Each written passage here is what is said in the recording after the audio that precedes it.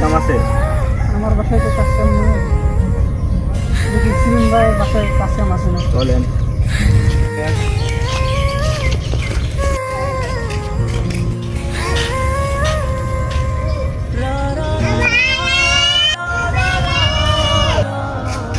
Slim ভাই, slim ভাই বাসা কি আছে? কি ভাই বিশালের তোমার লোক কি?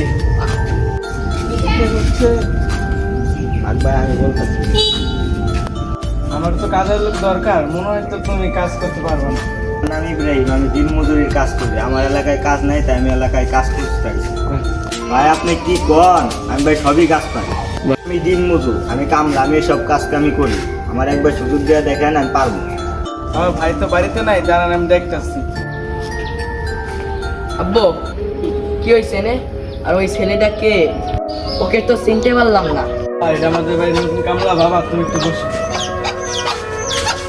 বাবা তুমি ওদের জন্য চা পানির ব্যবস্থা করো। বাবা আমি তো একটু বাইরে যাবো, তুমি আম্মুকে বলো। ওই গো চা পানি দেওয়ার ব্যবস্থা করো। ভাই, তাহলে আপনারা থাকেন, আমি যাই। আমি করো বাস।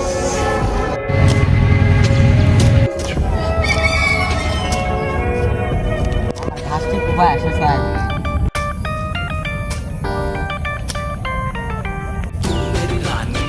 ইব্রাহিম তুমি কি আগে চাকরি করতে নাকি? ও ভাই আমি তাকে চাকরি করতাম, চাকরি ছাড়া আর কি করতাম? তুমি আগে কি চাকরি করছো? এই আগে খেতে আমার চাকরি করছি। তাহলে তো দূর মিয়া, তাহলে তো আমিও চাকরি করছি। আমি শুনলাম আপনার ভাই রাজুকে নাকি মেরে ফেলা হয়েছে। দূর মিয়া, দিন শেষে টাকা পাইলে হইলো। ও ভাই, মেরেই তো ফেললাম আমার ভাইকে। আমার ভাই ছোট ভাইটা রুমের মধ্যে স্ট্রোক করছিল, হাসপাতালে নিয়ে যেতে যেতে পথের মধ্যেই মারা গেছে। ভাই তাহলে কি দাঁড়ালো? আমার হাতেই তো মারা গেল।